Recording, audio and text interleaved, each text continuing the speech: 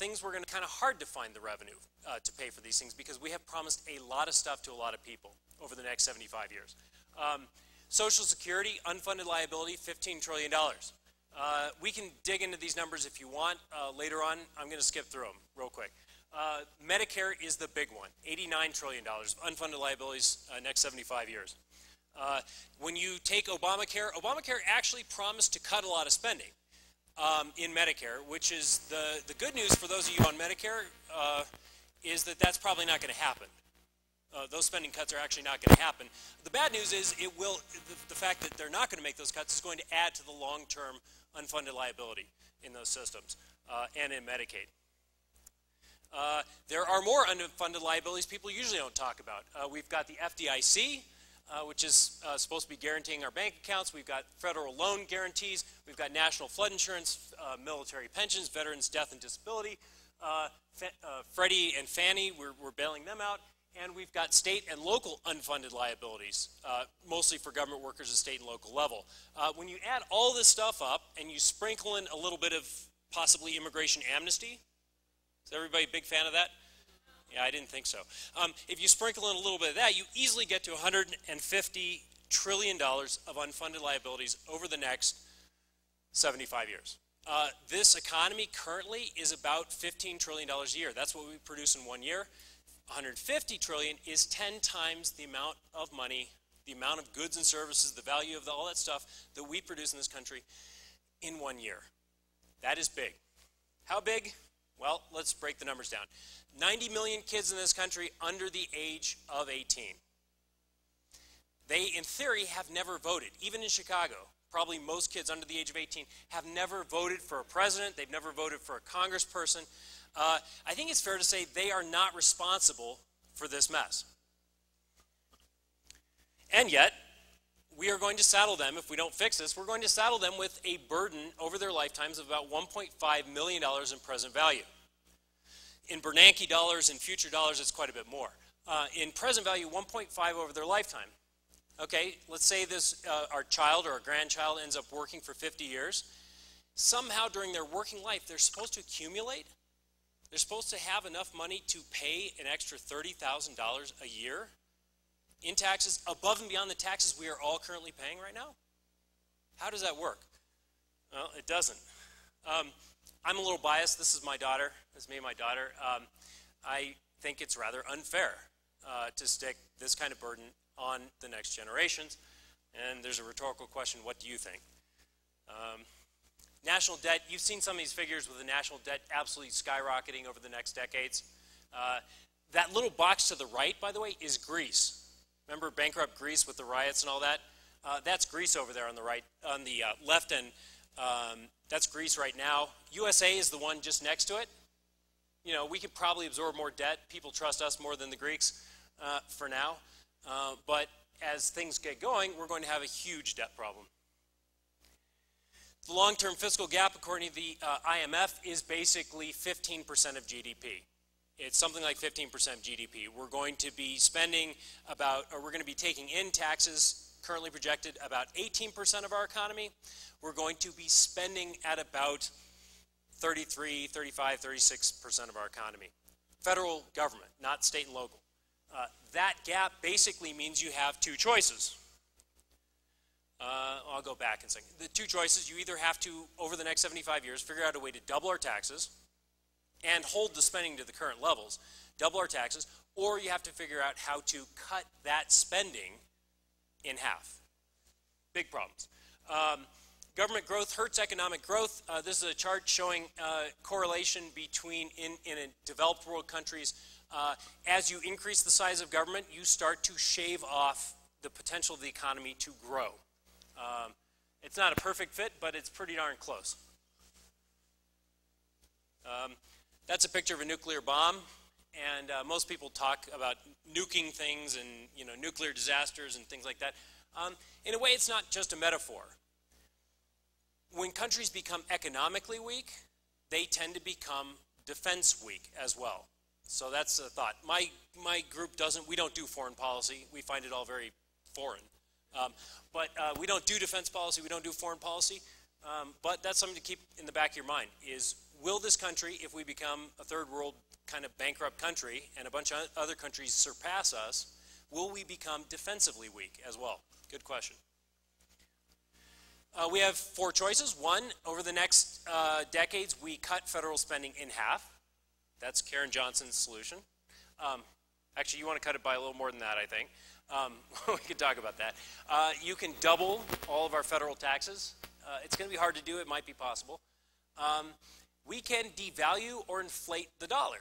If you want to know what most countries do, they rely heavily on this third factor, which is really a combination of the first 2. Devaluation and hyperinflation is the flip side of the same coin. That is, when countries do that, they are doing 2 things. One is they are devaluing the value of whatever they give you. They give you a $1,500 Social Security check every month, but it doesn't buy $1,500 worth of stuff anymore. It buys $300 or $400 or $200, depending on what they do. So that's one thing. They will cut spending by devaluing. They will also tax you by devalue, because devaluations destroy the value of much of your savings. Anything you have in the bank, it's a big mess. And there's some combination of the above. We could think of other solutions, but there really aren't very many. In the olden days, you could invade other countries and take their stuff and enslave their people. It doesn't work so well in the high-tech world. It's hard to enslave computer programmers. And we're in a house of God, that's also immoral. I think we can agree on that. There really aren't a lot of good solutions, except I'm about to tell you about some good solutions. First question, we always get people, and there's tons of them out there, Mr. Buffett and all these people telling us that, well, we can just tax the rich. And I don't think Buffett's actually saying that that's going to solve our problem. I think he's being kind of magnanimous and telling the world, go ahead, tax me. It won't even come close to solving our problems. We can talk about that. We could take all of his income, everything on the Forbes 400, is it the Forbes 400? And the Fortune 500, let's get the companies too. Let's take all those people and all those companies, let's take all their income, let's just loot the whole company. Let's just take everything and drop it in the National Treasury. We will maybe get through 1 year, maybe, or part of 1 year of federal spending. We won't even touch the debt. Problem with the rich, they are a moving target. When you try to tax rich people at high levels, they do things with their income. They do things geographically with their persons in order to avoid paying taxes at those levels. This is something called Hauser's Law. You see the straight line at the bottom? That is the amount of federal taxes as a portion of the economy over the last 60 years, since 1950. It is pretty darn stable. That line is pretty darn close to 19% year in, year out. That top line is the tax rates. In 1952, we had a tax rate on rich people of 92% of their income. Now, of course, the rich didn't pay 92% of their income. They figured out lots of clever ways to not get taxed at that level, and guess what happened? The government collected 19% of GDP. Several years later, Ronald Reagan implements what I love, these marginal tax rate cuts down to 28%, and guess what? We still collected 19% of GDP. It's fairly stable. It's very hard to tax the rich to get this done. What actually happens is we do what European countries do, and we do what happened during the New Deal. When governments want to get a lot more tax money out of people, they have to tax things that don't move very well. And that means you. I'm assuming that you're poor, middle class, somewhere in the middle. You are probably not going to be able to move your stuff really quickly to a bank account in the Cayman Islands. You are not going to get on your Learjet with a bunch of gold and get out of here. I'm guessing. If you are, I really need to talk to you because I need money. That's probably not going to work for most of y'all.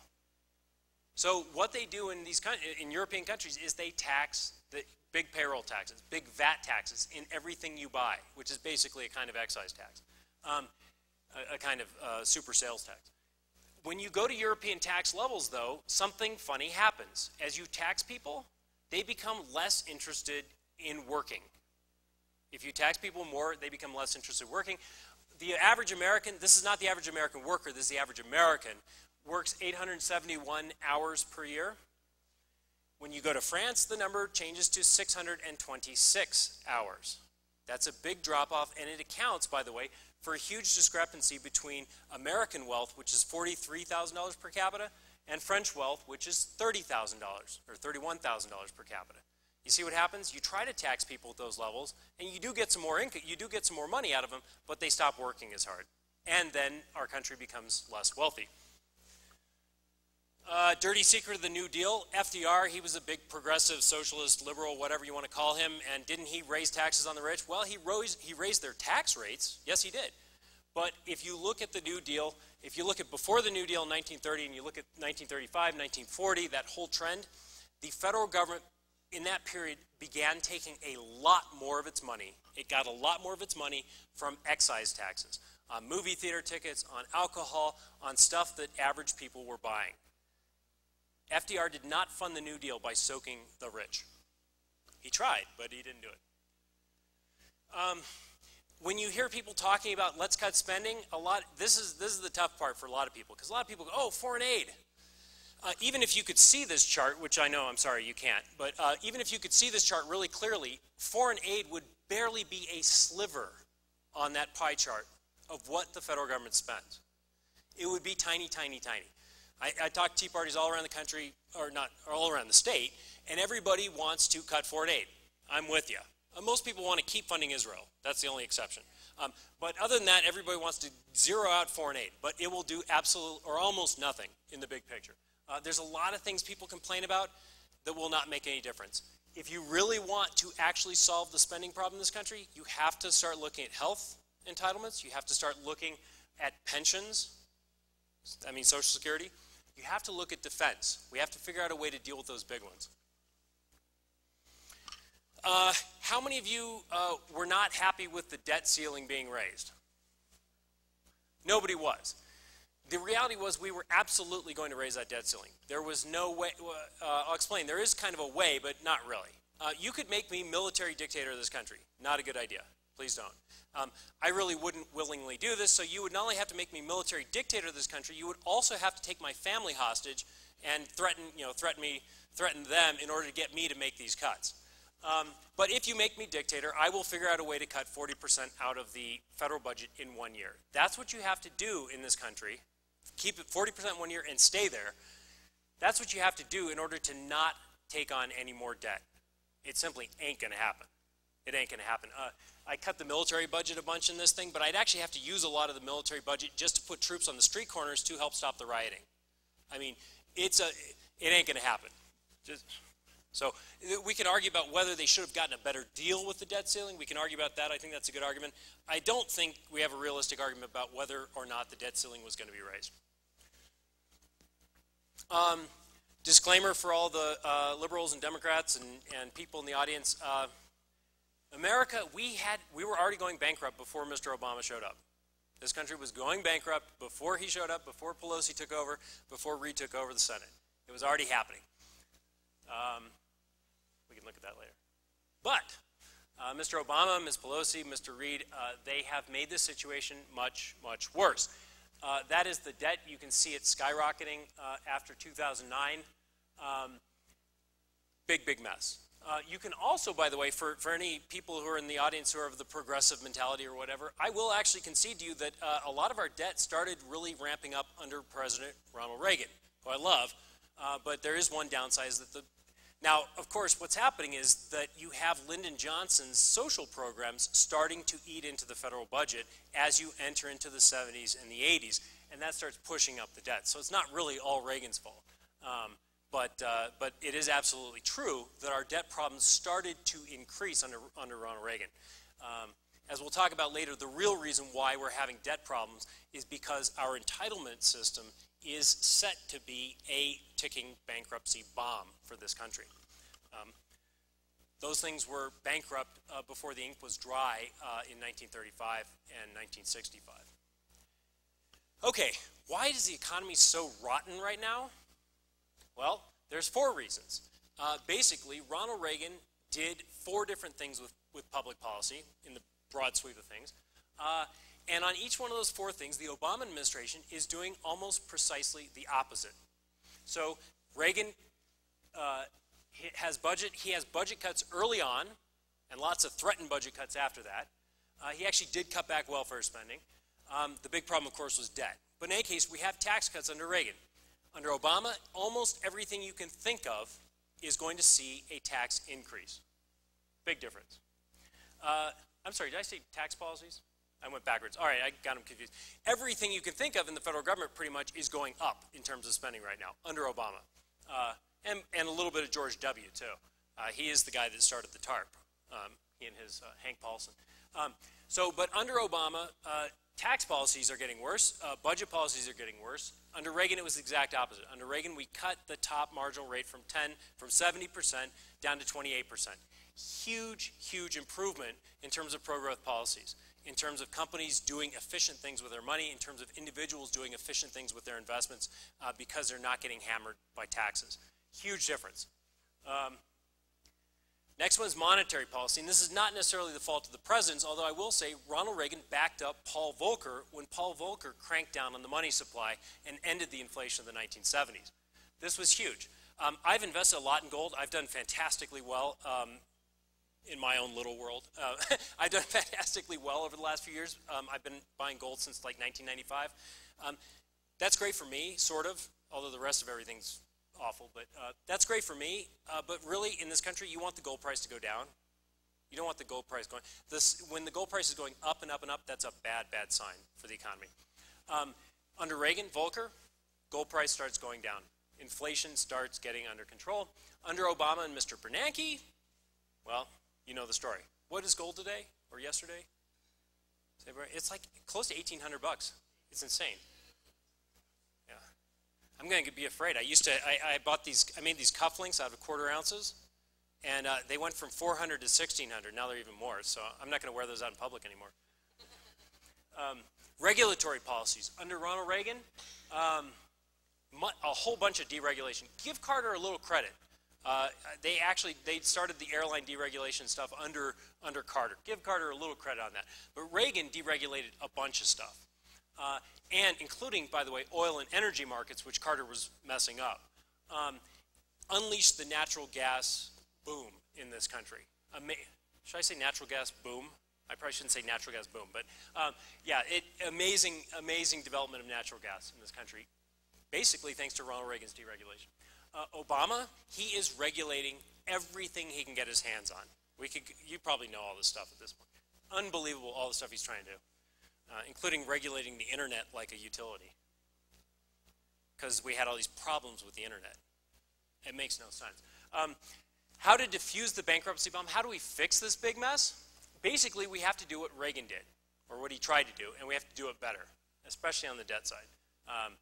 This is something we're not going to actually be able to get through this with pro-growth tax cuts and just keep spending. It's not going to work this time. They may have trusted, the creditors may have trusted us in the 80s with that. It's not going to work this time. We've got to cut future federal spending, but we can't just do it ham-handedly. We can't just pull out the axe and start chopping for the sake of chopping, which is basically what Obama was going to do with Medicare. With those cuts to doctors and hospitals. We've got to be smart about this. We've got to use, at the same time as we cut these programs, we actually have to reform them so that people get more value out of those programs. We have to make the available money, work harder. We've got to enact pro-growth tax policies. We've got to enact pro-growth regulatory reforms. And at some point, we need a central bank that's actually going to keep the money supply. Or, Karen, we don't necessarily need a central bank, but we need to somehow to get control of the money stock in this country. Lots of great minds thinking in similar ways. I ripped off most of this information from Peter Ferrara in America's Ticking Bankruptcy Bomb. I urge you to get the book. At some point soon, we'll have copies of it to sell everybody or give away. Heritage Foundation, if you go to the website savingthedream.org, they outline their plan. And Paul Ryan has a plan called the Roadmap for America's Future. The convenient thing is, these are all pretty close. These guys have all been working with each other, Heritage and Ferrara and Ryan, they've all been working with each other for quite a number of years trying to put this plan together. So most of this stuff is pretty darn close. And I would say Obama's own debt commission did a fairly decent job of at least grappling with the entitlements issue, which is probably why Mr. Obama walked away from the recommendations of his own debt commission. How do we cut federal spending? In short, we're going to have to, one, replace Social Security with a system of personal private accounts and also disability and life. We're going to have to use patient power, that means free market reforms, to control health care costs, at the same time as increasing quality. Hugely important distinction. You can control healthcare costs. I mean, you can just simply, the government can simply start rationing. The government can simply, as they will eventually do under Obama's IPAB, unelected bureaucracy, unelected commission, they will actually just start redlining medical services. Oh, everyone who's over 75? Nah, no more hip replacements. Everyone who's over 77, no more dialysis. I mean, you can cut costs, but you can also destroy quality.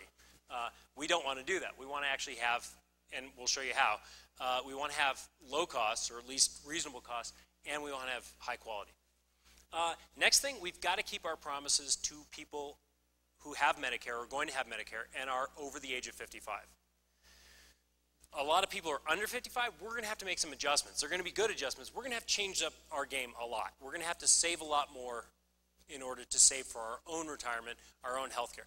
But people who are over the age of 55, there's a good argument that a lot of people over the age of 55, you all are like spring chickens around here, but a lot of people are over the age of 55. There's a good question as to whether you're suddenly going to be able to go back to work for 40 hours a week, especially at hard labor, some of these jobs, to actually save up enough money to keep paying for it's not going to happen. So we need to keep our promises to people who are over the age of 55. And I think that's the goal Paul Ryan has and Peter Ferrara has. Social Security. Anytime you hear about pessimistic assumptions under Social Security, those are realistic assumptions. If you want to go back over this, the inflation, the life expectancy, the unemployment numbers that the Social Security actuaries and the trustees use, when they say they're pessimistic expectations, those are totally realistic. Their pessimistic expectations about those factors are exactly what we are pretty much very close to what we have already experienced over the last 50 years. Don't let people snow you about Social Security's solvency. It ain't solvent. It's bankrupt. And even the Social Security Administration admits that we're basically going to have to double the payroll tax in order to keep paying for that thing. You all know about the demographic change. You know that in 1945 we had about 40 workers for every retiree. That system works great. In a few years, in a couple decades from now, we're going to have 2 people or less working for every single retiree. That doesn't work. Social Security is a terrible deal for today's workers. It wasn't if you retired in 1970, that's actually a pretty good deal.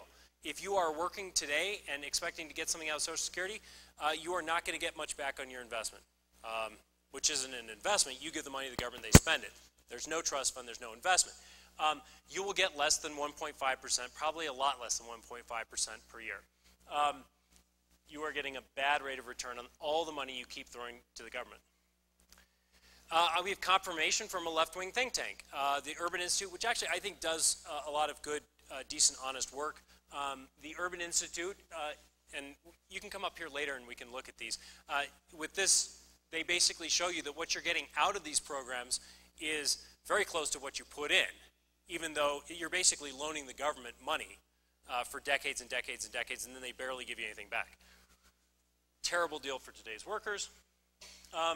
These are returns on almost anything you could invest your money in other than Social Security. Almost anything you put your money in, I would say other than casino gambling, will get you a much, much higher return than Social Security will, at relatively no risk. We can talk about that risk thing.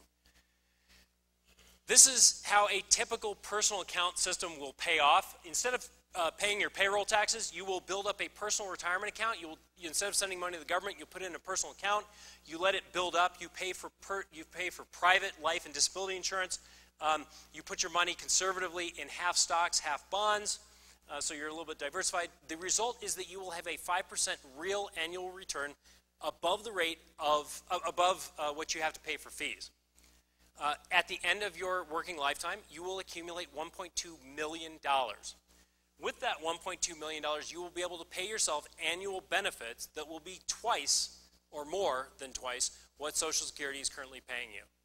It's an amazing system. It's what Einstein called the miracle of compound interest. Compound interest. That's why I like compound interest.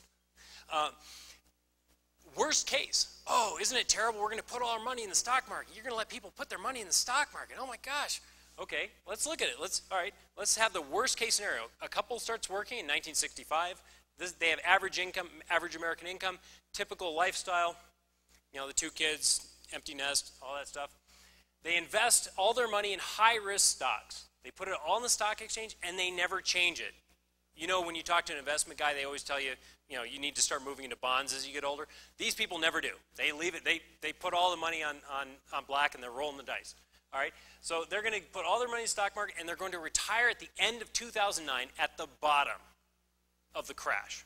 That means in 1 year, they lose 37% of their nest egg, as actually a lot of you did if you were in the stock market.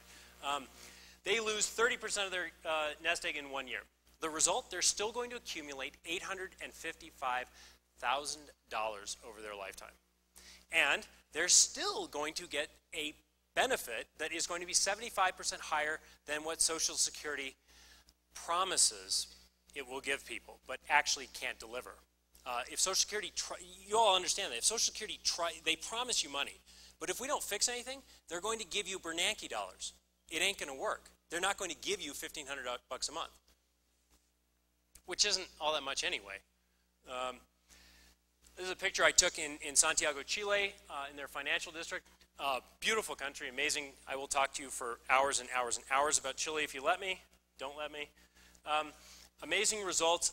Chile had a 26% payroll tax. They cut it in half.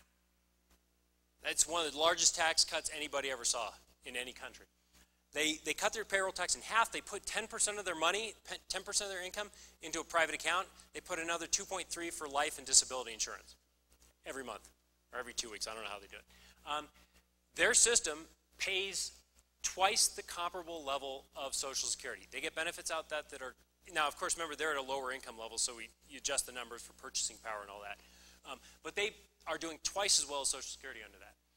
Chile's government still has a social safety net for retirement. If everything goes, if you have the worst possible luck in the stock market, which is really almost impossible, but you know, conceivably it could happen. It hasn't, but they will actually give you a minimum coverage that's like Social Security, except that the government has never had to make a payment under that system because everybody's accounts are doing far better than Social Security would. Savings rate is now up to 26%. They are like Asians almost in terms of their savings rates. Amazing. That savings means investments, means economic growth. This has fueled Chile's amazing economic growth rate. They're always going to do a little bit better because when countries are developing, they tend to have higher growth rates than once they're developed. But amazing. Oh, by the way, the average Chilean worker right now probably has more savings than you do.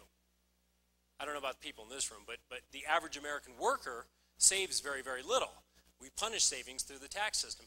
We take whatever they could save and we give it to the federal government to spend. In Chile, they actually have more savings than we do, and yet the Chilean worker is making we're making about $42,000 a year. That's the average American. In Chile, they're making about $6,000 a year, and yet their workers are saving more in actual real dollars than we are. Amazing. Or pesos converted dollars. Phasing out Social Security. This is already, the math has actually been done on this. Does everybody remember John Sununu, senator from New Hampshire? He teamed up with Paul Ryan about 6 years ago under Bush to try to get this done. And they worked through all the numbers with the CBO and everything like that. This works. It pencils out. There's more benefits. If you have a private account, you get to choose when and how you're going to retire. I have a cool story about a guy I met in Chile in a gas station who had one of these accounts. And anyway, long story. But it's amazing. You can sit there and you know how much you got. You can pencil it out and say, you know what, I want to retire in 10 years. I don't want to retire in 15 years, so I'm going to save more money. And then I'm going to be paying myself my own retirement fund. Personal accounts lead to major payroll tax, huge savings that you can leave to your children and grandchildren.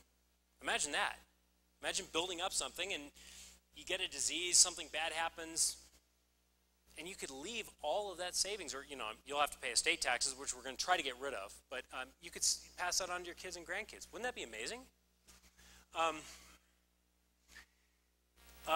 When you talk to left-wingers or some people about this, they will try to tell you about transition costs. They'll say, oh, transition costs. There really aren't any transition costs. There's nothing to go into the system that creates a new cost. what happens is people are taking their money and they're not giving to the government. That means the government has a temporary debt problem. But if you think about it, over time you end up generating 3 times as much money in the economy by saving and investing that than you do by simply siphoning off one time and sending it to the government to spend. It's an amazing transition. So what you do is you just have to finance the transition. And when people tell you, oh, this will cause the debt to go like crazy, actually, if you look at society, it doesn't. Just do the math. If you have American workers saving $300 billion a year in these accounts, and the government has to pay $200 billion, go into debt for $200 billion to pay for current retirees to make this transition happen, you still have net savings in the American economy of $100 billion. You do not have a crowding out effect, which you get when the government just starts borrowing a ton of money. Fixing Social Security, we just solved the easy problem. The hard problem, and it's not that hard, but it is harder, is dealing with health care. Part of the problem is that we have paid in nowhere close to what we need to actually fund the health care benefits that we're paying right now. What we propose doing is doing an extensive program called Patient Power that affects all areas of health care. This has actually been around a long time. There's a guy named John Goodman at National Center for Policy Analysis, really pioneered this back in about 1990, in part to kind of ramp up against the Hillary Care thing. This is a free market system which allows people to save money in health savings accounts. Does anybody have an HSA right now? Other than me? Yeah, we got a couple people with HSAs.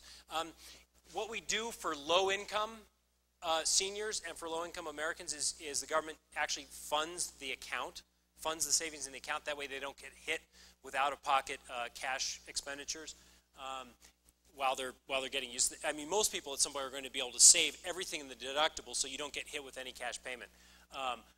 You probably save that money pretty quickly. Can I ask you, is your account funded up to above the deductible amount? Not yeah, that'll. You probably had to eat into. Okay, so you had to eat into that account, but you had some cash there at least. I hope to help defray that expense. Good.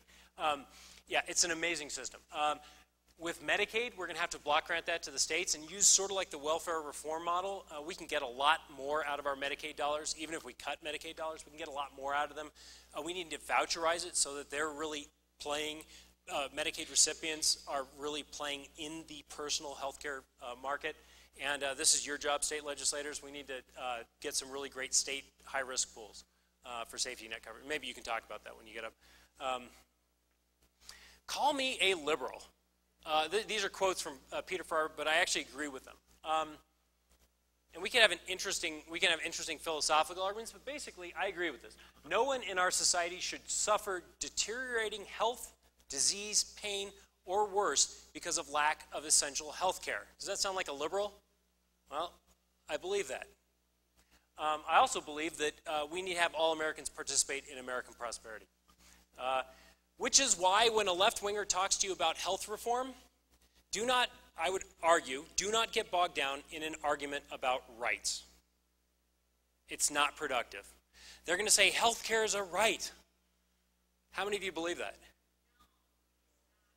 Yeah, well, yeah, and I'm pretty libertarian on rights theory and all this stuff, but the truth is it's a completely pointless argument. Because whether it is a right or it isn't a right, the government cannot deliver the promise that it's making, even if you promise people that you've got a right. So I usually, when people say, is it a right, I say, let's talk about something important. Because what we actually want to do is create a system that provides high-quality health care at a low cost to Americans, regardless of whether there's rights or not. Yeah, if you're hardcore libertarian, yeah, okay, there's no right, and you want to get rid of all these programs. The reality is they're going to be with us. We either have to fix them or go bankrupt. And as Peter Farrar points out, the terrible thing, the worst thing about Obamacare is that all this stuff that they're doing to us, all of this stuff they're doing to us by bureaucratizing medicine in America and rationing eventually, everything they're doing, and the new taxes and the new IRS agents and everything they're doing is completely unnecessary if your goal is to get low-income Americans higher quality health care. Completely unnecessary. That's the crazy tragedy of Obamacare. What we need to do is use patient power to reform Medicare and Medicaid. No changes in Medicare for people over 55. That's a big difference, by the way, with Obamacare. Does everybody know what the number is that Obamacare wants to cut from Medicare over the next 10 years? It's currently $800 billion. That's not going to happen, I don't think. And that's bad for our debt situation, but that's probably good for a lot of you. Also, Obama has, as we pointed out before, has this long-term rationing plan. That is how, and I actually have a whole pamphlet here, which I'll hand out at some point, about healthcare economics. There's basically three choices we have. We'll keep skipping. There's three choices we have. We can stay with the current U.S. healthcare system, which subsidizes demand for healthcare. When you do that, how many of you have had a basic economics course at some point during life? This is basic economics. You subsidize demand, you get higher prices. You also get a little bit higher quality. Obamacare is going to keep subsidizing demand and at the same time try to come up with a way to control those costs. They're going to do that by drawing a price ceiling line. That's effectively what you do when you ration. The prices are still going to go up for a lot of stuff. The system is going to continue to cost a lot of money, but they're going to go in and they're going to redline services. That's how the system works. Under patient power, you actually end up with a system in which you are expanding quality and you are incentivizing people to save and to think more carefully about how exactly they spend their own money on healthcare. And when you do that, you have a system basically like everything else in the economy where prices are relatively stable. I know Bernanke with all that, prices are not exactly stable, but everywhere else in the economy, you pretty much get higher and higher quality, at least a little bit higher quality every year or every few years, and you get prices that are relatively stable. If you're in the high-tech sector, you actually have prices that are dropping like a rock. When I get a new laptop, it's going to be 20 times better than this one, but it's going to cost the same amount of money or less. We want to have the free market working in healthcare to control our costs and at the same time actually preserve quality. You guys are all familiar with the fact that America has the best healthcare system in the world. Also one of the most expensive, but it actually does. Does anybody think that American healthcare system is bad? That it's bad compared to European countries? Is anybody laboring under that illusion? Okay, we don't have to go over that. If you get sick in the world, if you get sick, the one place you want to be for healthcare is the United States of America. Your 5-year cancer survival rate in America is twice what it is in Canada. It is twice what it is in Canada. That is why Canadian officials come to the United States to get their health care. We do not want to screw that up. Welfare. We talked about health care. Welfare. We spend an immense amount of money on welfare in this country. State and federal governments spent $900 billion. That includes Medicaid in 2010. If you don't include Medicaid, it's closer to $500 billion, $500 billion. Total welfare spending was $17,000 per person in poverty.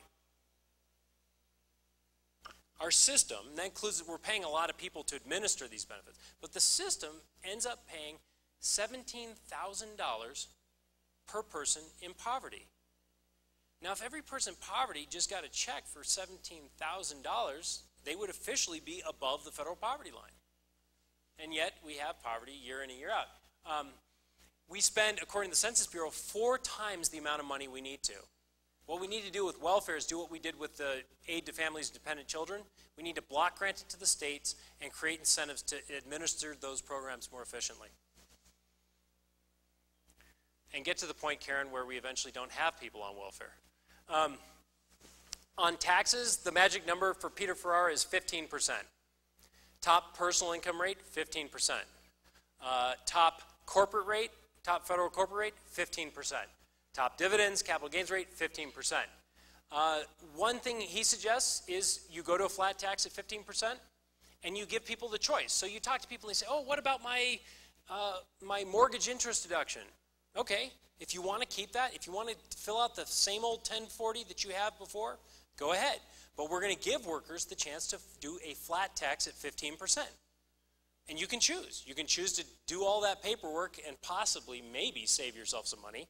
Or you can choose to pay a 15% flat rate with a $10,000 buffer for people at the very bottom. People making 10,000 bucks don't need to pay taxes.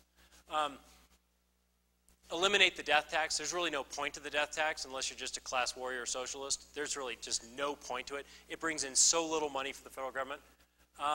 Abolish the alternative minimum tax. There's no point to that other than getting a little bit more money for the government. Here's 5 things, and this is it. This is the last slide. Here are 5 things you can do to defuse America's ticking bankruptcy bomb. First thing is get educated. Y'all are, how many of you consider yourselves Tea Partiers? Dick Morris, who I do not trust on all issues, but Dick Morris, who's pretty good on some things, he did an education thing with us a while back, and he said he was amazed. He thinks Tea Partiers are wonks. He thinks you guys are policy wonks. He's amazed at how much, when he goes around the country, that Tea Partiers know about government and know about public policy. He's amazed. And so I suspect that this whole thing of getting educated about these issues is not going to be tough for you. You guys are pretty good at that. Next thing is spreading the word to your family. Trying to be an effective communicator to people in your family and your friends, your coworkers. That takes a little help. We can, if you want, I can try to give you ideas on how to explain things to people in a friendly way. But we need to get this message out to people around us. Taking action, hugely important. We've got a lot of action items on a lot of these bullet points. America's Prosperity, if you get on our email list, how many of you are on the email list already? So you probably get about 3 emails from us a week, and usually 1 or 2 of them have an action item. Some federal agency that you can pester, some congressperson you can pester, in order to try to make sure that we start moving in this direction. Please take action with us. It's hugely important. That's the way to get things done at the federal level. Very hard is one single person to get anything done. You usually have to be part of a big coalition. That's the power of the NRA. They're a huge coalition. Individual gun owners, we'd be living in, like, we'd have North Korean style gun regulations right now if it was up to individual gun owners. But working together, millions of gun owners, we have an amazingly free country. This is important. Project your grassroots power. Make sure that if you live in a let's say you have a local politician that you really like. This guy or this gal almost always does the right thing. They're almost always voting the right way. They're very conservative. I assume you're all conservative. They're very conservative. You might want to think about looking around you somewhere at other districts around you where the conservative who's running in a race is not having such an easy time getting elected. Think about that. Think about projecting your power. That's basically what we did with the whole Tea Party movement. We had people all around the state going down to the offices of Harry Mitchell and Gabby Giffords and who was the gal? Kirkpatrick. Well, you know about that. You guys, did you do protests here? This is the place. Isn't this the place where she ran out of that town hall? Yeah. Where was that? Oh, it was in Holbrook. Okay, yeah. So, so you're familiar with this. But this was hugely, hugely important because a lot of your neighbors don't watch Fox News. A lot of your neighbors don't get my emails. They don't read the Wall Street Journal editorial page. They're clueless about it. They don't listen to Rush or any of the guys on the radio. How in the world did they know that something big and bad was happening in Congress when Obamacare was moving through? A lot of those people only figured it out when they drove by a street out here, or in Scottsdale or Tucson at Flagstaff. They drove, or Prescott, one of these places we were and where you were. They drove by and they suddenly saw a lot of normal people, good people, standing on the street corner with signs, protesting. And they began to wonder, wait, there's something going on. What is it? You know, and they stop and they ask questions, and then they start paying attention. And they realize that something really big and bad was happening to their country. That's hugely important for you guys to do, is to keep being active and to keep thinking of new, interesting ways to get the message out there. We're almost done. If you know a politician who's taking risks, a legislator or a congressperson who's taking risks, like a guy like Paul Ryan, support them. I'm not allowed in my capacity to tell you who to vote for, who not to vote for, who to send money to, and all that stuff. That's not part of my job. I'm not supposed to do that. But if you see risk takers, people out there who are really, really pushing the right issues, please try to help them. They need a lot of help. It's tough. We talked about in the legislature, we were talking a little bit last night about how tough it is to pass good bills. When these guys are trying to pass good conservative bills down at the legislature, immensely difficult to actually get those passed. The special interest groups are very, very powerful, very hard. And then they get very angry at people like this and they want them out of office. And I would say keep focused on the big picture. If your elected officials or somebody messes up on a relatively small issue, maybe cut up some slack. Try to focus on the big stuff that's bankrupting this country. It's kind of hard because sometimes you get into a little issue and you care a lot about it. But I would say keep trying to focus on the big issue. We need to save this country from bankruptcy, and it's a big it's a big mess. There's not enough room in Singapore for all of us to move to Singapore. Or Chile. Yeah, there is a lot of room in Chile, but that's my getaway place. So I'm not going to tell anybody about it. No, I mean, we got to stay here and fight. We got to save this country. Part of my family's been here for 13 generations. Not in this country, but on this continent for 13 generations. There's probably people in this audience who've been here for tens of thousands of years. This is our country. We ought to save it. So that's all I have. And we're going to try to hear from Sylvia and then get her out of here. Do you actually want to take questions?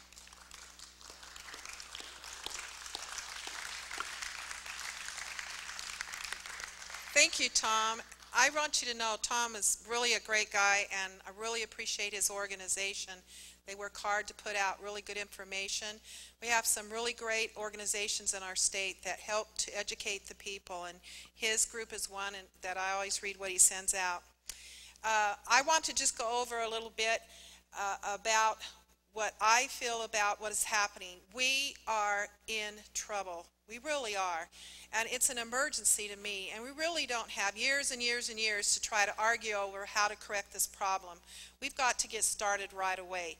It's really important. And the first thing is we've got to start cutting spending. On that little one slide of the pie, and had that big slice that said other, we could start cutting in that other very, very quickly. Just like on the state, the last 3 years as we've dealt with the deficit, how did we get out of that mess? We had to start cutting back on state government.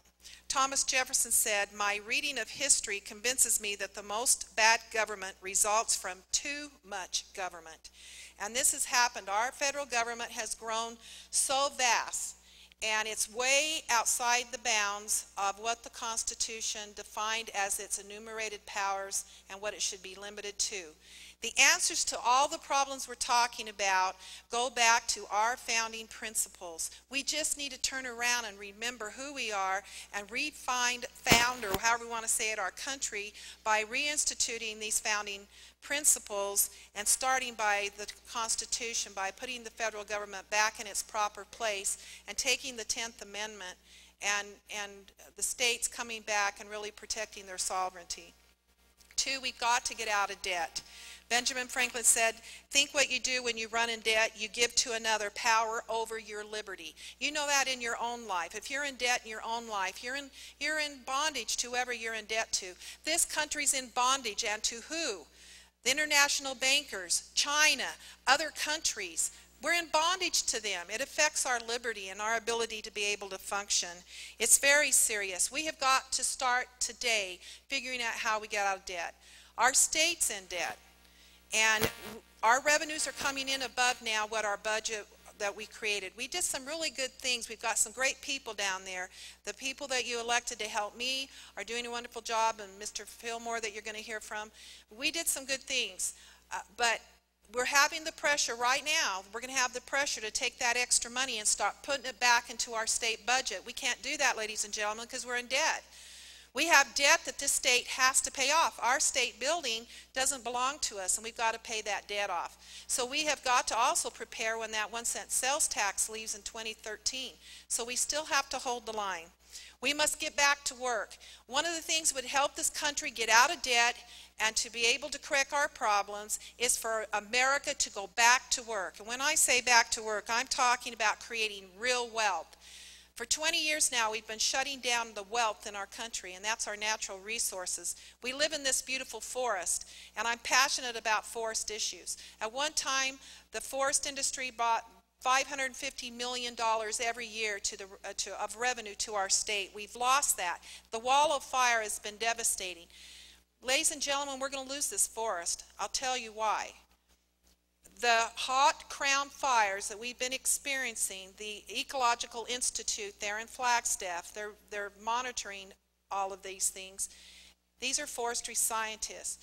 In some of these places that have burned very hotly, there, some of the fires over by Flagstaff, the ponderosa pine is not, after 15, 18 years, is not regenerating in that area.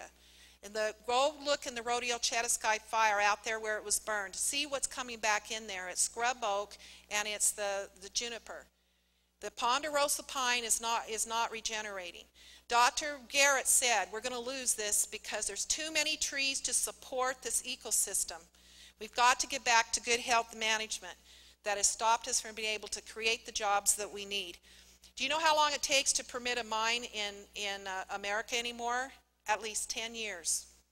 You can go to Chile. He was talking about Chile. You can go to Chile, and Chile has just as rigorous regulations as America, but you can get a mine up and running in 2 years in Chile.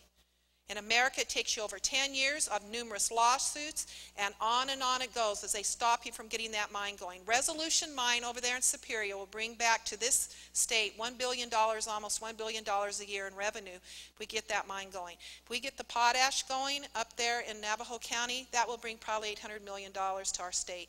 Jobs will be created. We have to go back to work. And what stops us from going back to work is the federal government. Government cannot make man prosperous any more than it can make man good. Government cannot produce anything.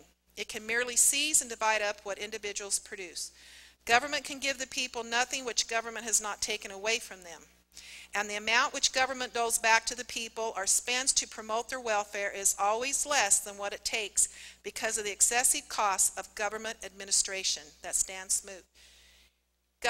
Every time you create a government program, you have to create more government to administer it. Offices and computers and cell phones and retirement and health care and all the things that go along to administer that program. And government doesn't produce. We produce, and we have to get back to work. One thing that I had put on here, I wanted to remember on that slide about in 1944, there were 43 people working for every one retiree. What do you think one of our problems has been? Because in this country, we've aborted 70 million people. And that would have helped us with this problem. Get rid of the federal roadblocks that are stopping us from creating jobs. Every problem I've tried to solve down there at the state, like access, we cannot reform access because the federal government stops us because of the strings attached to the money they give us. We need to change all that. They need to just give us block grants and let the states design their programs. We have some wonderful free market ideas of how we could reform access and save us money and still keep the quality, but we're not allowed to do it. EPA is coming in here and going to close down our coal plants and our smelters. You close down Freeport-McMoran smelter, you're going to lose 3,000 jobs like that. And they're coming into our state, and the only thing that's going to stop that is our state's got to stand up and tell them, no, you can't, because I don't know if we can trust Congress to stand up, because they haven't yet. Congress has not stood up and told EPA, you don't have a right to come in here and regulate for CO2. CO2 is not hurting us. NEPA, FLIPMA, ESA, regulations cost America $1.7 trillion. That was in 2008 by the Small Business Bureaus. They were trying to track that. Lawsuits by environmentalists are caught in 2007. They were tracking it over $1 billion a year from all the various groups that sue us. The Center for Biological Diversity have filed 404 new species to be listed, and the Wild Earth has filed 475 more species. They're just burying us in these regulations that stop us from producing. And you need to go back to Agenda 21 and the Treaty on, what is it? Biodiversity. Oh gosh, I couldn't think. We've been doing that since 1991. That's the reason why we're just buried in all this stuff. And you need to understand, we've replaced the American form of government with other principles which are socialist progressive. we've got to return back to our founding principles. And I want to ask every one of you, if somebody asks you to define what progressivism is, communism, Marxism, socialism, can you give us a definition of what those things are? Do you know what those principles are? Do you understand it? Do you see that are burying us, that is what we've become? The isms are all alike in that they advocate the ownership and control of industry, property, resources, by the government, not by an individual, using force to control all economic and social activity whose aim is suppressing initiative as well as individualism. The human spirit is squashed and contained and defeated as more and more people fall onto these welfare entitlement programs. The American human spirit, love of freedom and liberty is killed within them. What America needs is to have educated citizens, a renewed knowledge in our principles, so we can detect and recognize and expose and thwart the designs of those who would deny the people their natural right to liberty, property, and self-government. Apathy is the poison of liberty, and ignorance is the fuel of tyranny. We cannot be apathetic. What am I doing? I'm chairman of the Border Security, Federalism, and State Sovereignty Committee, which was a new committee this year. I will continue to fight, and I'm also the vice chair of the Rural Economic and Water Committee, plus on appropriations and education and rules. I will continue to work as hard as I can to bring jobs back, because I believe that's what we need in our state. We need more revenue being created by people working, not by taking your money. Just taking your money recycles it, and it makes it weak every time it comes back around, and it's not how we create wealth. I'm going to be passionate and continue to work on our forest. We're going to take, last year our forest, this forest we live in, took the tree to Washington, D.C. for Christmas. Remember that? Well, we're going to take to Washington, D.C. the same time the tree from California gets there, a big, dead, burned tree, and show them what their policies have done. We need to encourage, I'm going to encourage the governor. I ran so many bills last year on state sovereignty, and none of them really got through, but I'm not defeated. But I'm going to encourage the governor again to try to work with Region 3, that's Colorado, New Mexico, southern Utah, well, Utah and Arizona is Region 3 of the forest. And that they stand up as governors and say to the federal government, we're in an emergency, we're losing our forest, we're going to have more of these horrible fires, and if you don't respond to suspending NEPA and the ESA within this next year so we can get back in there and start thinning our forest, then we're going to step in as 4 states and take over management of our forests. The states have got to get serious about this and not be afraid. Those states created the federal government. It's up to the states to put the federal government back in the proper position it needs to be. The other thing I'm working on is the border security. I don't have time to go into that, but ladies and gentlemen, we have very wicked, evil people coming into our state, the cartels, gangs, and Eastern terrorists who are coming into our state and destroying our citizens with drugs, human smuggling, and sex rings.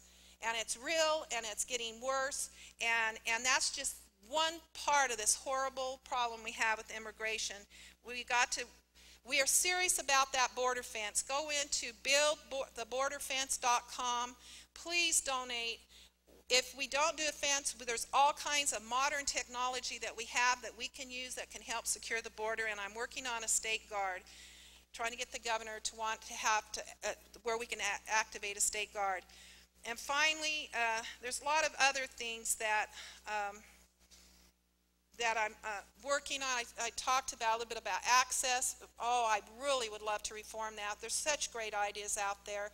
But as I said, almost everything, and these guys will tell you as they get up to talk. One, I was going to talk a little bit about the state bank, because we need to have a way to get money. But I'm going to let Representative Fillmore talk to you about that in more detail. But that is absolutely something we need to do, like North Dakota. And I'll just tell you real quickly why. I have a constituent who wanted to go buy a canter saw so that he could avail himself of that burn trees up there. They'll be good for about 3 years. We can use them if we can get to them, but we need the infrastructure. And To buy that saw was about $200,000 to $300,000. He had saved up for it, and OSHA came along. And after OSHA got in there and went through his place, he now has spent all that money on OSHA. So now he's looking for a way to borrow this money for the saw.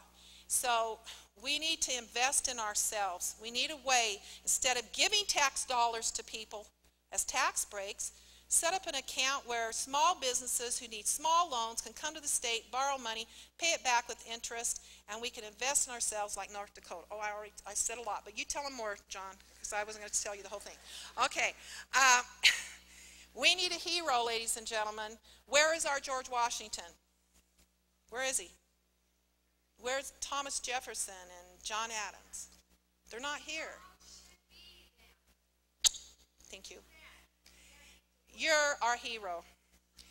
The only real and lasting answer is what we've known all along, but have been afraid to admit because of the responsibility it means. When we take over responsibility for our lives, we're afraid. We'd rather sit there and let somebody else do it, somebody else take care of us. We know what will be required of us. The cures to social ills are found within you and me. The real heroes and leaders are each of us as individuals. The new standard means that we will uplift and bless one another through conscious service. The new vision of leadership becomes a reality as we turn inward for strength.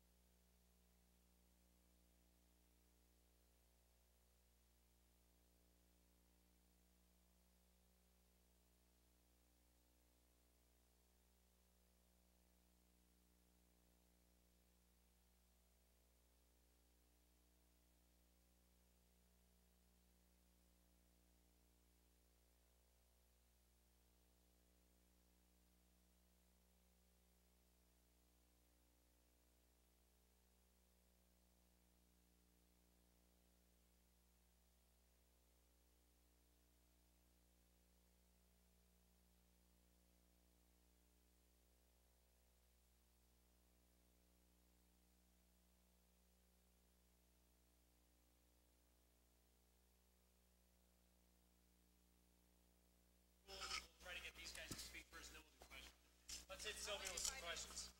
This one's better. Oh, is there? Yeah, I'll go hold the mic. Wait, you hold that mic. I'll hold this one. There you go. That one needs to be closed.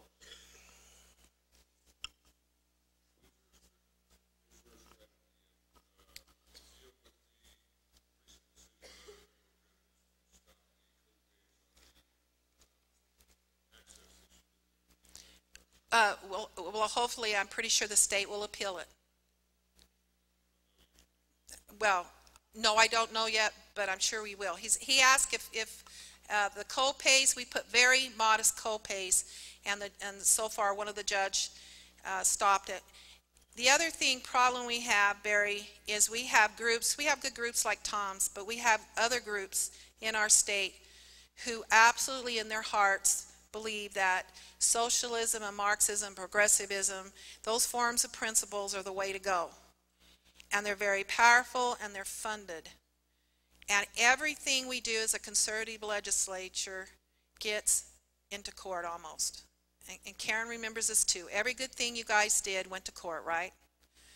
So we have people in our own country who just don't get it and who are working to stop it. But we'll keep trying. That's why the state needs to say, we're going to create our own program.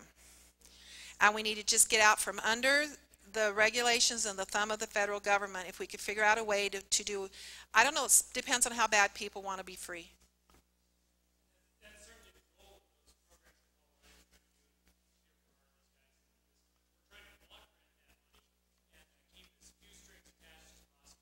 That would be so wonderful. Oh, to have the freedom in our state to make those decisions and how to use that money. We could save so much money.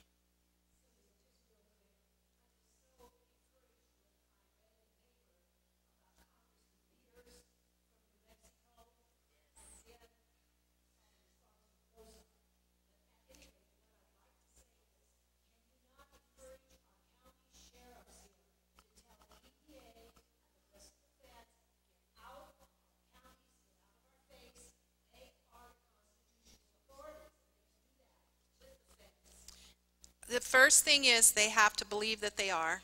Secondly, they have to have the courage then to do it.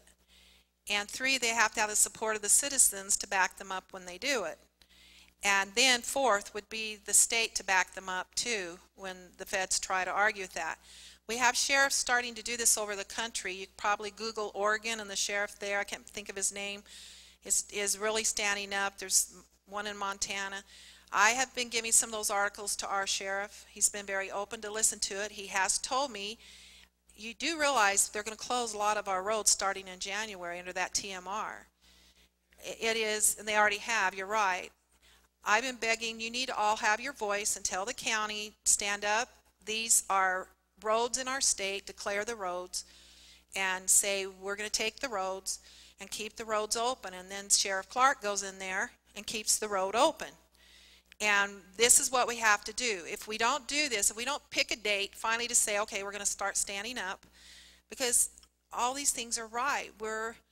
We have inalienable rights given to us. We have rights as citizens of freedom in America, of movement, of access, of being denied that we can't go out on our own land and access our own land. How did we get here? It's unbelievable to me. I don't even recognize my country anymore sometimes because I think, what? You know, because as a young girl, we went everywhere. You could go out and target shoot anywhere you want. Try to do that today. You can't. Can't do it on state land, can't do it on federal land. Certainly, I would never have you do it on private land, but they've closed it off to us. Any other questions? Sure. Hey, thank you guys. You're wonderful. Quick introduction here. Our next 3 speakers are, and we're going to pop through them, and then we'll do question round robin. They can all answer the questions that you give them. Are state legislators, and I do a whole presentation most of the time about state level and local level policy and what you can do to make a difference. We have one of the best, if you're a conservative, we have one of the best legislatures in the country.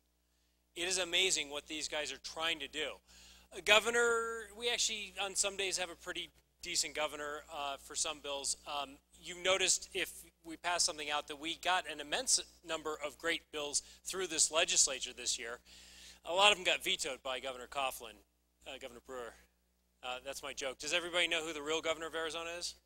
Okay, it's a lobbyist and a fixer, a guy named Chuck Coughlin. He's the real governor of Arizona. And he does make a lot of the decisions for Jan Brewer. But between the two of them, they need to start signing a lot more of the good bills that come out of this legislature.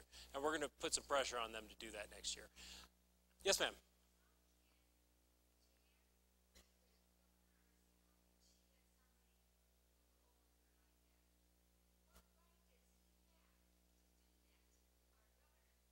I mean, at the end of the day, it is her hand signing or the veto letter or the. It's well, we could probably come over that target. I have a whole talk about Jan Brewer too, if necessary. But it's not really about me. We want to make sure you're talking to your state legislators. We do a scorecard every single year on the state legislature, and we have just some fantastic people, including Karen Johnson, used to be in the legislature. It's a tough scorecard. We grade it proportionally.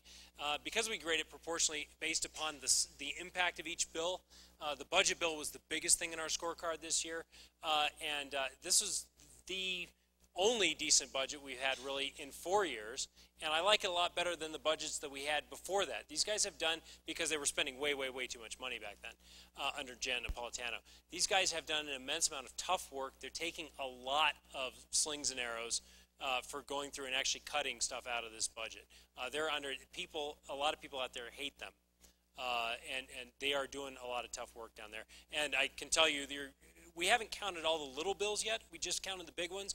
If you do the math on the big bills, these guys are going to be friends and champions of the taxpayer on our scorecard this year. So I'm very proud to have them in the room with me. And let's start with Brenda Barton, who is one of your representatives from this district.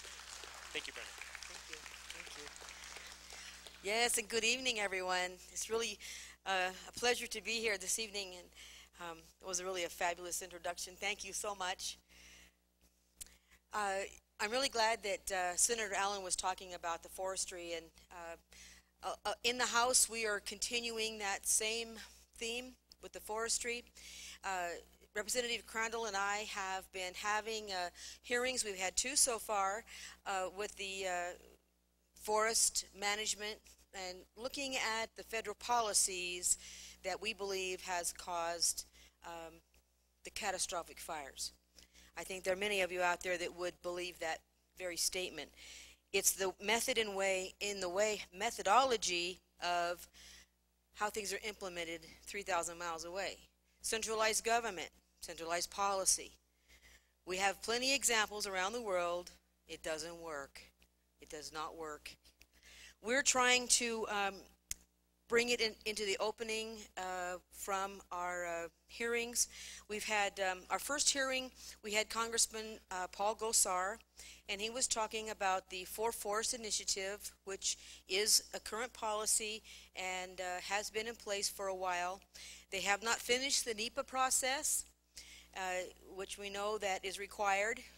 They are also letting out some RFPs so that they can begin doing some cleaning.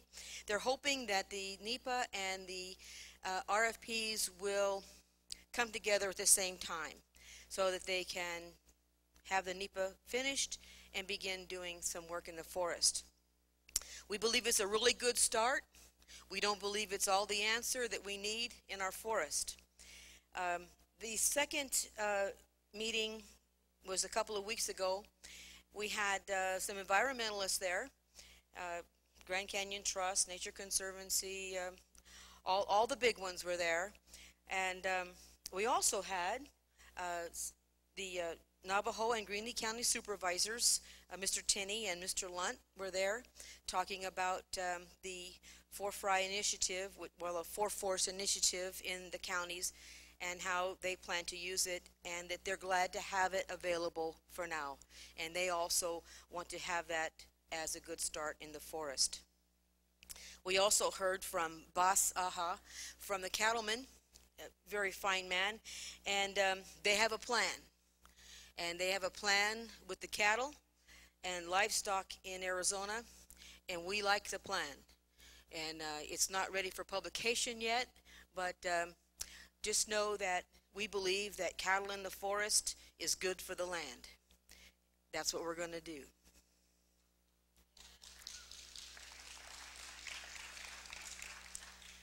Of course, we have opposition, but we have opposition to everything that's right and good and faithful. Another interesting speaker was the mayor of Scottsdale. And they called me up and asked to have a small piece of the hearing, and I asked them if they really wanted to do a full presentation. They didn't want to do a full presentation, but they wanted to come in support of reforming our forest policy. He said, you know, we live in Scottsdale, we're not in the forest, but our forest is valuable. It has to do with our watershed. It has to do with everything that is Arizona. Yeah, and I want to come and I want to be publicly on record in support. So I was really thrilled, and he showed up, and he gave a very nice presentation in support of changing the policy of our forest.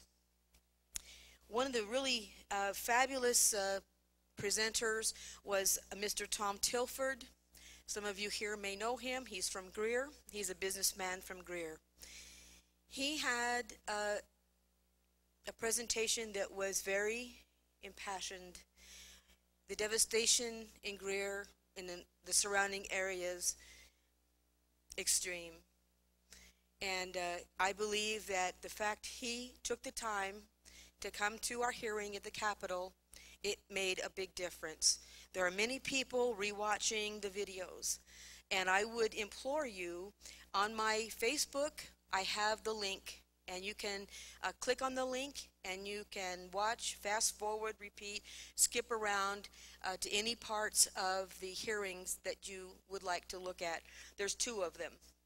The first hearing, which mainly had Congressman Gosar, as well, we had some cattlemen at that meeting as well that gave us some slideshows which showed how when cattle are on the land, properly managed, how the land grows and is green and prosperous and healthy again. So that's what we're looking for. And it was a fabulous hearing, and we're going to probably have one more kind of a roundtable hearing with everyone, and come to some conclusions that we can take into our legislative session in January. So we're really moving to do some real things, not isolated, but in combination with all of us are taking our piece of the puzzle. We know that you don't chew the elephant one big bite, but small bites at a time. We didn't get here in 6 months. We're not going to get it fixed in 6 months, but we're going to get on that road. One of the bills that I had that I was able to put together and bring to the legislature and got it through all the committees, and it's very interesting how a bill is really processed, and the learning curve, as I like to say, was straight up for me when I got there. You just really had to hit the ground running, and worked with a lot of folks in the staff and research and sharing information. This one bill is a bill about government transparency. It's a bill that a lot of people during the campaign process talked about. This is a bill, it was bill number 2572, and it was a comprehensive annual financial report requirement of posting publicly by local government. This particular report is often called a CAFR, just so we shorten it down to CAFR, and it has all of the expenses, all of the revenues, the investments, and a variety of topics for local government, cities, towns, and counties. They use it for their bonding. So it's a pretty important document. It has all the real information in it. After we pass this, it is required that your local governments must post it on their websites and make it available in a printable, searchable format. Usually that would be a PDF. You can go in and print as many or as few as pages as you choose, the pages that are important to you. I had a friend of mine, and they were talking about the city council was going to raise the taxes and sales tax and a bunch of other special taxes. And so we were talking about it, and I said, well, you know, here's a tool. Ask them for their CAFR report. Find out where their money really is. It's not just a general bank account, because the money is in a variety of places. You need to find out where the money really is. Do they really need an increase, or do they just want an increase because they want to do something else? You need to find out. They did that. They actually did that. I can tell you that those folks were really surprised when they showed up with the document. And then they began in the conversation at the city council meeting. They began talking about the money that was really available, that was really in investments, that was really in the savings area. And then, after it was all over with, they called me up and they said, you know what? They were just on cloud nine. They said, you know what? We really made a difference. That's what we need to do. We need to make a difference. This is a tool that you can use. It's truth, and truth always has a way of coming out. Sooner or later, the truth will be known.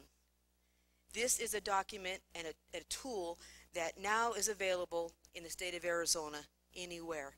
So you can, if it's not posted on their website, the League of Cities and Towns has agreed to post it on their website. So that's a centralized point where you can go and access. Now the CAFR is a long report. It could be 100 pages. That's why you need to go in and just select the area of interest. But I know you have areas of interest, so you need to go look at it. And it's an annual report. So I think that's a good thing for all of you to have available. Let's talk about jobs. We passed a couple of jobs bills. One was signed into law and one was vetoed. We've been working really hard to make Arizona a place where companies want to come and make money, which means provide jobs. It's all about the money.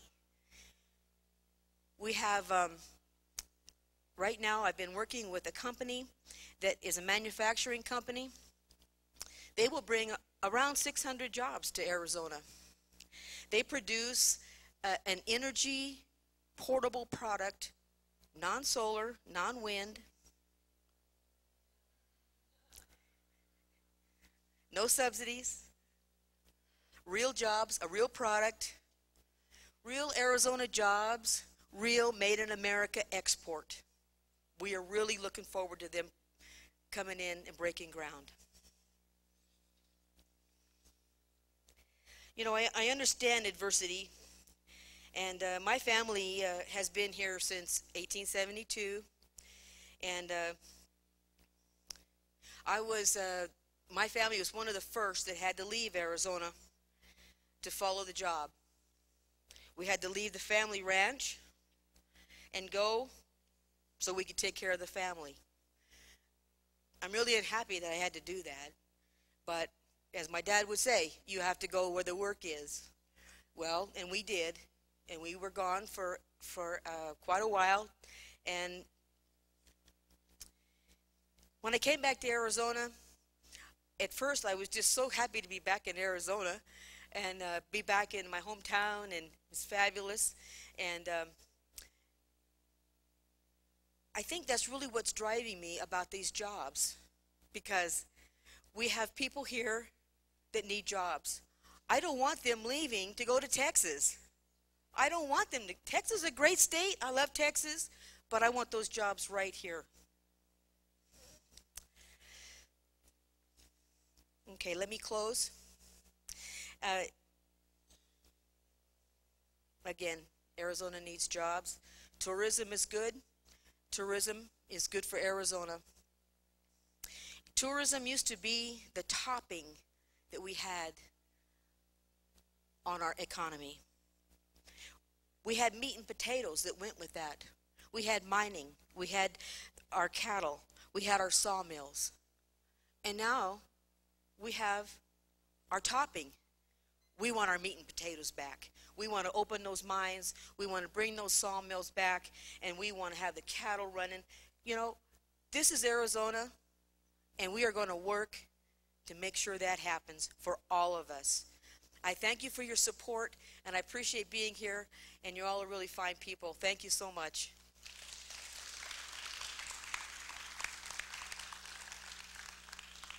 And now in alphabetical order, we got Chester Crandall. Thank you. Thanks for the opportunity of being here. I hope you don't mind if I move around a little bit. I'm a retired teacher, spent a lot of time in the classroom, about 30 years, and so I couldn't stand behind a desk. I had to be moving around, maybe because I thought if I was moving around, they wouldn't be able to throw things at me and you know, at least a moving target. No, not serious. I enjoyed my time in the classroom. I taught vocational agriculture, started teaching that, and then went, if you can imagine, went from teaching vocational agriculture to high school students down to the 4th grade. And I went to the 4th grade because I wanted to move back home. I was tired of the city. I wanted to get back where my roots were, and that was Heber, Arizona. And so the only job that I could get was back in the classroom, was teaching at the 4th grade.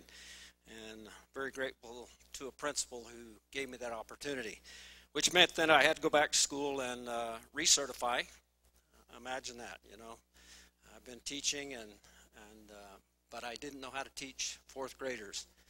It was a challenge, but got through it. I want to build a little bit on what Brenda said when we met with Paul Gosar in our first committee meeting down there. He was very adamant about you know, his role and what he wanted to do, and I remember he pulled the Constitution out of his pocket, and he said, I want to tell you people that in this Constitution it says the federal government should not own land only where the capital is and a few military bases. I said, if that be the case, then why do we call it federal land? If the Constitution says that, then you, as a United States representative, should be working to get the states back their rightful land.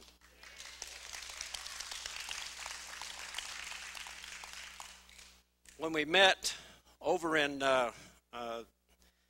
Springerville with Representative Pierce, Congressman Pierce, there at that meeting, I didn't hear from Mr. Gosar those same comments.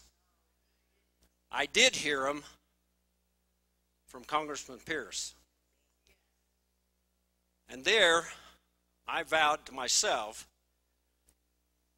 that I'm on a mission, and I'm going to need your help.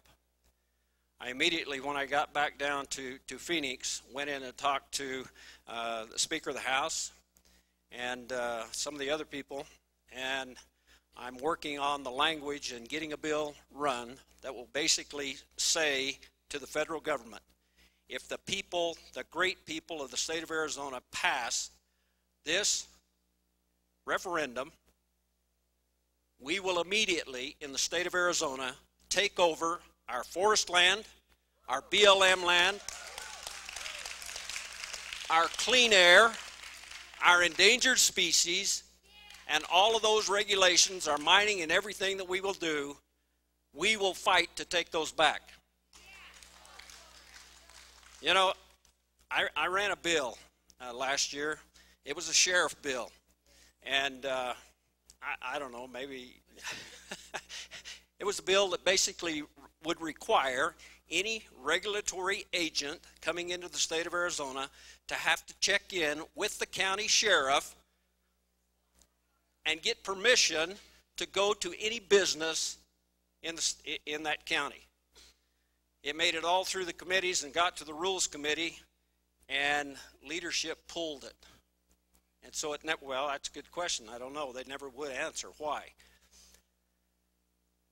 But the point I want to make is that every time that bill was discussed, I had newspaper people, I had reporters, I had individuals call me on the phone and said, why in the world don't you legislators start working to take care of our state problems and quit pushing back on the federal government?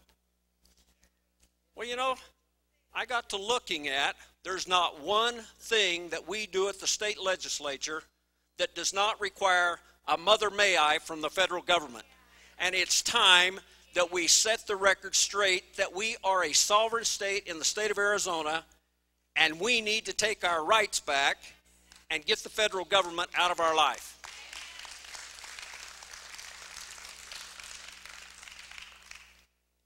And to do that, I need your help. And so I will fight to get it through the state legislature, and I will fight to get the governor to sign it, hopefully.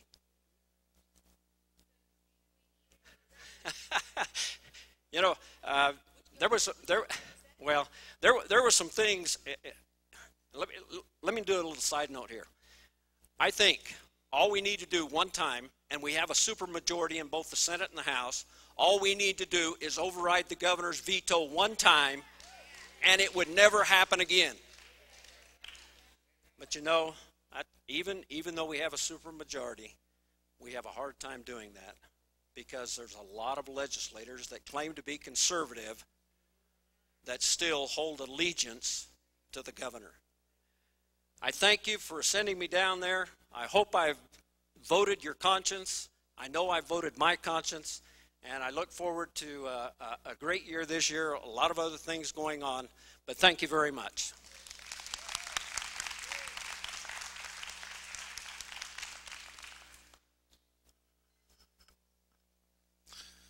I guess that's me. I must be the last one up.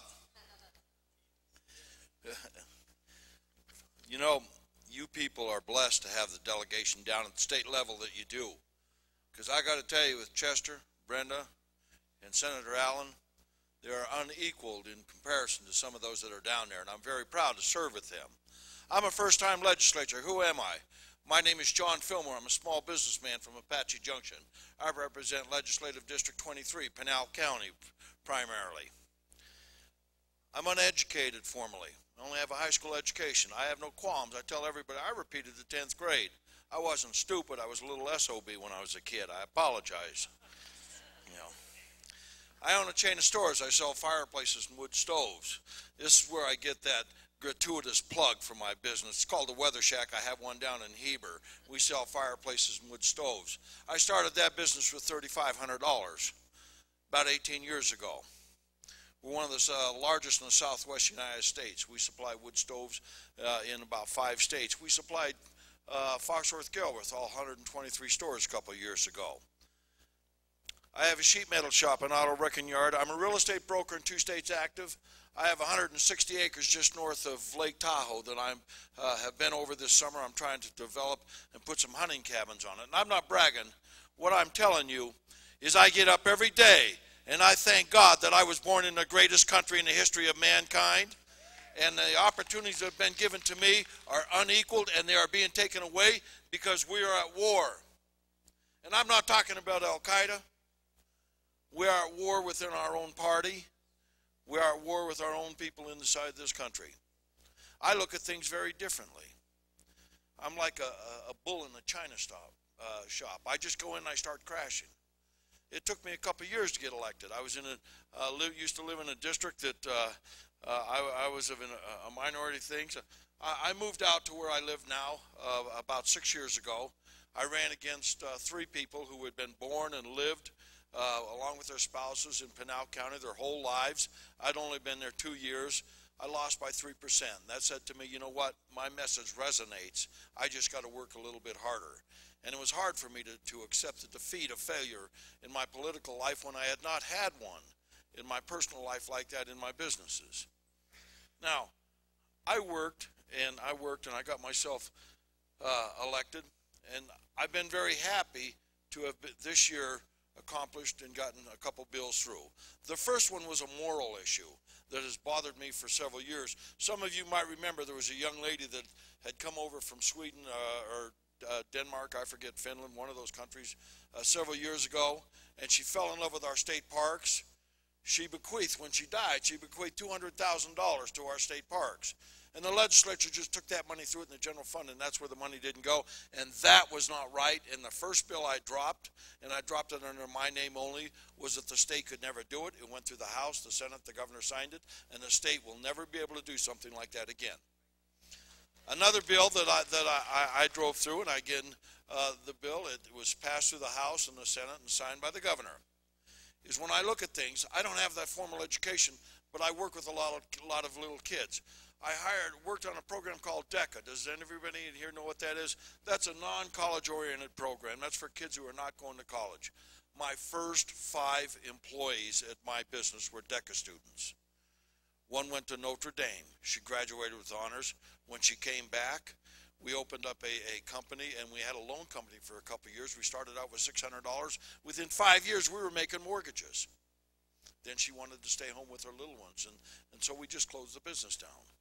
One wanted to go to the Air Force and do something like that. And I'd read one day in the paper that John McCain, who was a representative at that time, had the option of actually requesting and getting someone put into it. And I said, you ought to go down to Representative McCain's office and apply. And he did. And he went through the Air Force Academy, graduated, went to Oxford, got a master's, and he works for me, does real estate now to this day. My failure became a lawyer. He's now the assistant district attorney in Clark County, Nevada, and has been for about the last 15 years. The bills that I pass, though, the reason I talk about education, because I focus on that. I ask for, and I am on, appropriations, education, and employment and regulatory affairs. In education, I asked that we take 227 school districts and cut them down to 90. And I got that bill actually passed, and we are going through a process now of having hearings and committee things to come up with a system of how we are going to do it in the next term of the legislation. And I'm not talking about saving thousands. I'm talking about saving hundreds of millions of dollars in this state, leaving it in the classroom, letting the teachers have it in the classroom, get rid of the redundancy and duplication and things of that nature. 227 school districts. I have already dropped legislation for next year. I want to empower the teachers. we are one of the few states that has corporal punishment. I'm not saying that we should be able to allow people to beat our children or anything like that, but our teachers are scared straight. But our teachers cannot remove that person from the classroom. I want to empower the teachers that they are the ultimate authority who graduates, who gets promoted next year, and if the kid's out of line, he gets out of my class and you don't bring him back. I don't care how much you want that funding for this school. I think that's imperative. It's little things like that that are going to make a difference. Now, Senator Allen talked about a banking bill. And this is a very broad concept, and I'm going to try and cram it here. And I want you to understand something. I'd love nothing more than to have us back on the gold standard. But I look at things very, very differently. I believe that our federal government is down that road towards socialism. I believe that they want to dismantle our free enterprise system. I do not like what they are doing. So I come up with a method. How will I stop them? What can I do? I'm a small businessman, an entrepreneur. I've watched what's happened in the last 2 years where they've taken over the big banks, and the big banks have eaten some of the other banks.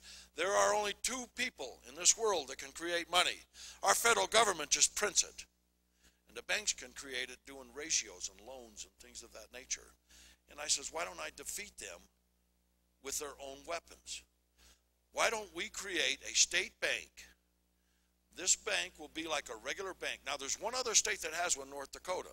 North Dakota, right now, the last thing that I looked at is 3.9% unemployment. We're 9 point something unemployment.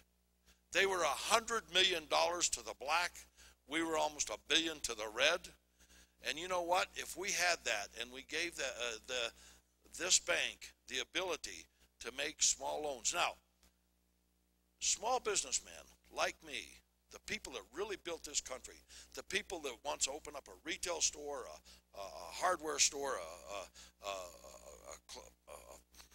air conditioning company, a farm, or anything, we used to be able to go to our equity and borrow. The federal government under Jimmy Carter and redlining and all their social welfare programs have ruined the equity in our homes. It's gone. It's taken away. We can't do that anymore. We need to go to banks. We need to look around. Where do we get the money? So what I devised is a system that what we can do is we will have almost like an SBA for in-state banks. I dropped the bill, carried the bill through, got it all through banking, but the chairman would not let me bring it to a vote. Everyone thought the bill was dead. I said no. In my mind, I never say no. I never give up. This year, I got made vice chairman of the regulatory employment. And what I asked, I went to the speaker and I says, look, I want to revise my banking bill. And he says, well, I says, wait a minute. Let me go to the banking chairman. Let me get their approval to move it out. Then I went to my regulatory committee chairman and says, I want to bring this over. And he said yes. The banking chairman said yes, and the bill is coming back. I'm asking Senator Allen to work with me in conjunction over in the Senate and the House. I've spoken with Senator Pierce, president, and I think we have a very good chance of getting that bill. And that will enable that small businessman that wanted that saw that Senator Allen talked about to get that loan. Now, I talked a little bit about what I have, and I have a very high credit score. I'll tell you this year that when I was up in Reno, working over in California on my property, I tried to buy a $75,000 home. It was built in 2006. Market's depressed. It was a good deal. $75,000 home. I was putting $20,000 down on it. Took me almost 2 months to get that loan. They are choking our capital. If they control the capital, they will control our ability to do things. We, down at the state legislature, we fight a lot over things and something. And the talk here was earlier about some of the stuff that we had. And I didn't have this at a previous meeting. I brought it up. I read stuff, everything that comes across my desk. This come through. Now, we just made a lot of cuts in health care and in that. And we have in this country a thing called entitlements. When I was a little kid, now there was 7 children in my family. My father passed away on my 10th birthday. I've been working since I was 10 years old. I know what welfare is. I was raised on Social Security and VA benefits, 7 kids. I've been working since I'm 10. I understand the work ethic of America and the greatness of this country, but when I was a kid, there was a stigma on welfare. Nowadays, everything is entitlements, and you know what? We need to start saying those aren't entitlements, it's welfare. And we talk about some of the things. I pick up a book like this, and I read in here, we talk about giving assistance to some people in the, with our long-term health care with incomes to 300% of the federal benefit rate. And you read and read and read.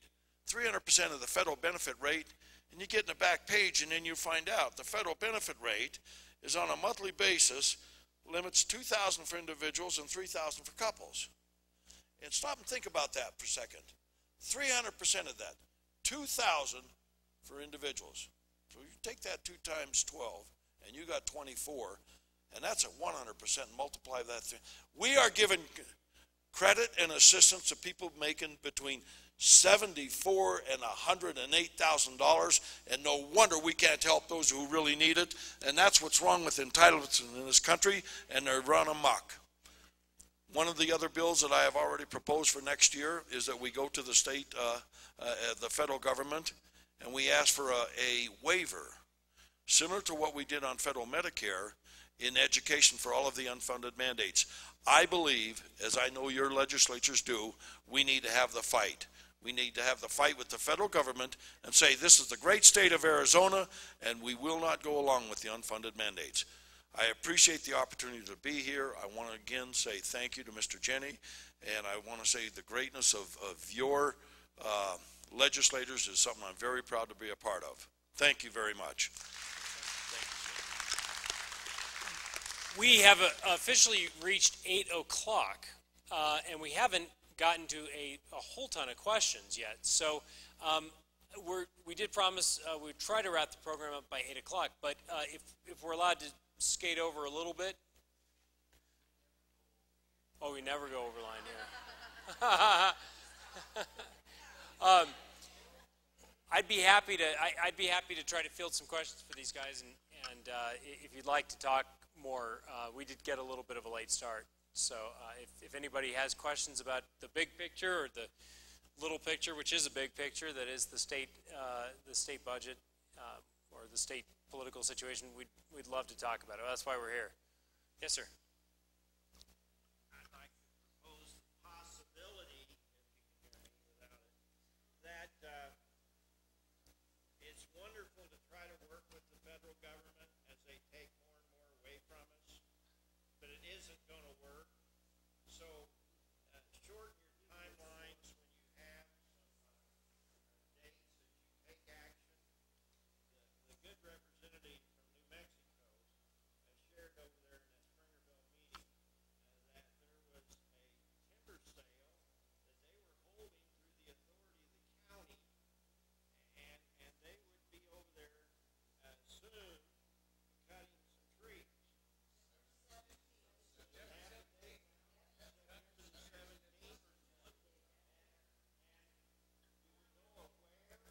Because I'm thinking they kind of need quite a few observers.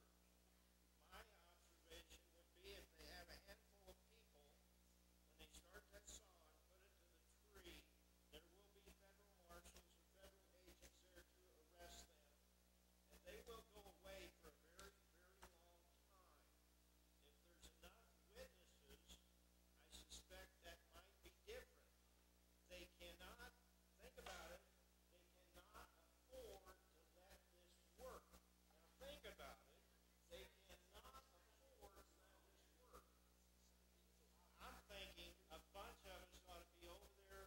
We got a date.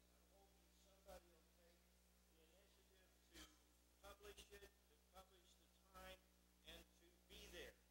And I asked Congressman Golsard to make a commitment at that meeting that he would be there. I got no commitment. So I still hope he's there. I'll call him again, whatever. But somehow, I don't know who's going to do it, if it's going to be you guys or somebody else, but we need to have time and date so we know. And make sure you bring some TV cameras with you. Make sure you bring some reporters and some TV cameras with you. That's an example. This is an example of something where you, as a small number of people, you'd like to have as many people as you can, obviously, but a relatively small number of people can make a big difference, especially if that gets on national TV. That could be a huge, huge thing. One of the things we go around talking to people about is what you can do as people to get involved. And I told you before, some of the national stuff, you got to be in a big coalition. But there are things you can do to fix your city councils, to fix your county supervisors. Right now that I know of, there's no blog out here.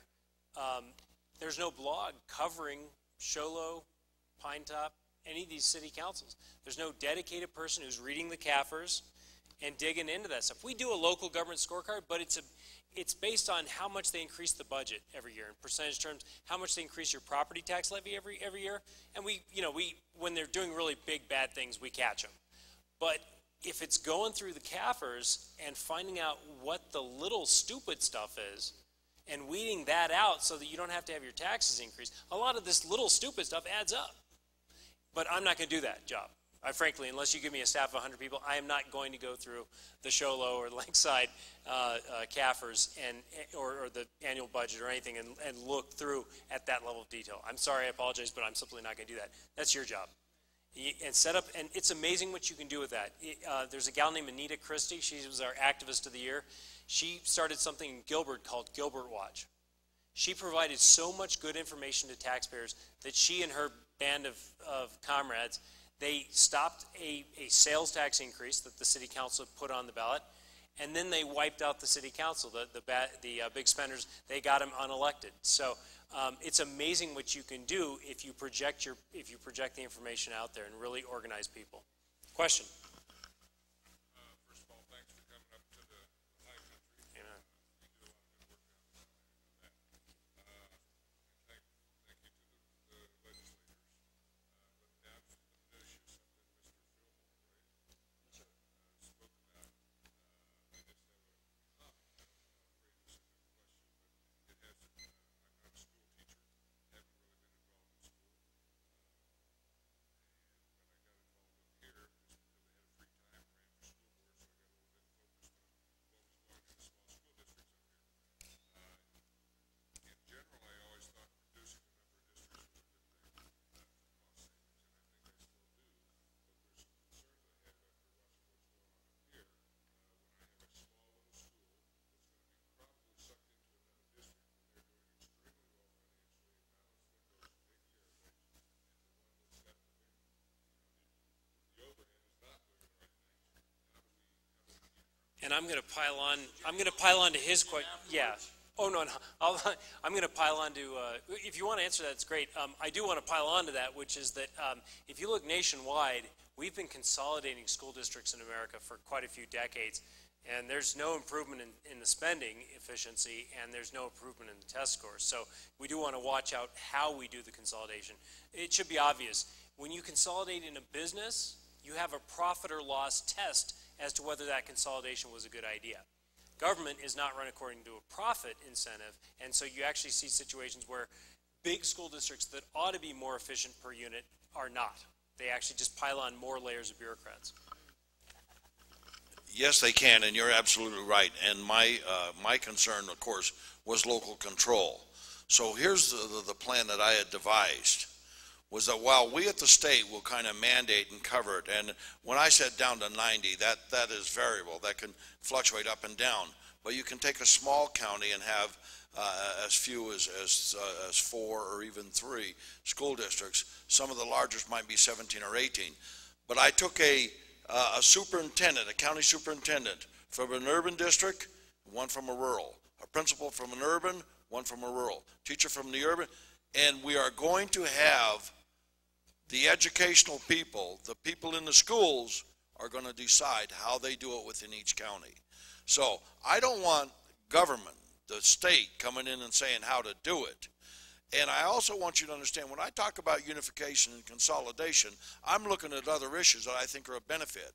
For instance, if we have the ability to have a school district utilize a system that another school district is doing it and bring it on, since I started this, right now some of the schools, they use a mapping service to actually do plotting for their buses, where their buses go. Some of them spend up to $40,000 a year on this plotting so that they can ensure they get all the kids, get them to class and on time. And I had a firm come out that has programs that they're doing it in Ohio and Tennessee, says we can do this real time on the internet for $300 or $400. And I says, really? They said, yeah. I says, you give me 5 of those free. Why? Because I'm going to give them to school districts. I'm not going to do your work. Any school district that wants it, I have 1 or 2 still left. They can take it. It's theirs free. Let them try it. And then you guys, privately as a business, you go out and sell it. We want to consolidate some of those things. I look at standardization of some of the curriculum. In other words, I'd like to have most of in the county, not by the state like Texas does, but by the county where we have the same school books, because we spend $175, $250 for a school book. And we do that every 2 or 3 years. We replace a lot of those. If we had standardization, we would not only have means where we could buy less, we'd also have the ability now to really see, because some of what I have been told is we cannot gauge how good this teacher is because of the transparency. Well, we use this book and this is our curriculum and it's a lot harder than what it is over here. Everybody's the same in the county. So now we can see who's the good teachers, who's got to go, who gets to stay, who gets the benefits. I got to tell you what, you guys have a rising star right here in Mr. Crandall, because he's taken on the real battle, and that's the battle of funding. And that's a battle of how much money. And I never knew it, but in Arizona, if your school fails, we give you more money. Tell me that's not an incentive. Tell me that's not an incentive to fail. And our kids, we are failing. National tests say in education, and is it 4th grade or 3rd grade reading? 3rd, like 34%. 34. Deplorable. 8th grade math, 37. Deplorable. Now, I told you all before, I'm a high school graduate, I repeated a grade. But I got to tell you what, I'll match wits with a lot of those kids. A couple of years ago, the Goldwater people did a thing where we gave some of our students an exam in regards to them and dealing with the, what's the test you take when you become an American citizen? Citizenship. 15%, I think it was, that passed. 15%. That's atrocious. And one of the bills that I have also dropped in to propose, now, they say we already do it in our schools, is that we have to teach them not only the Constitution, the federal Constitution, but the state Constitution, but I am saying that we ought to do 1 year mandatory a federal and state Constitution in the Federalist Papers. And I think there would be some benefit for that In terms of intellectual ammunition, I remember I can send you that PowerPoint again if anybody wants those things. I respond on email pretty well to most people who write to me, unless you custom me or something like that. One of those packets I handed out has a bunch of graphs and charts in them. Please study those. There's an immense amount of information in those things, and I actually keep them on my person at all times because I am constantly talking to people from the school district, the teacher unions and whatever, and they're constantly trying to throw numbers at you. They're trying to tell you that we don't have enough money in our school system to do a good job, that we are, and there's always a grain of truth in everything they say. We do have a lot of money in this system, but it's not necessarily getting to good teachers. That's a huge problem. Huge problem. That's a problem a lot of people are trying to look at. So anyway, there's a huge amount of information, a lot of stuff about test scores in there. We had a giant tax increase for education in this state a decade ago. We have nothing to show for that. We do not have a higher proportion of money in our classrooms now. Remember we used to have a 5-cent sales tax here? Now it's 5.6 at the state level. We have a huge amount of money that we spent. We did not put a greater proportion in the classroom. And if you look at the test scores, you cannot tell any difference from that. But there are states that have made an immense amount of difference, places like Florida, with a lot of school choice and really good accountability systems from the state level. So our system can be fixed. We can do a lot more. There are fantastic, great schools out there that are competing and doing a good job. And not just the private and charter schools. There are actually some district schools that are doing a fine job.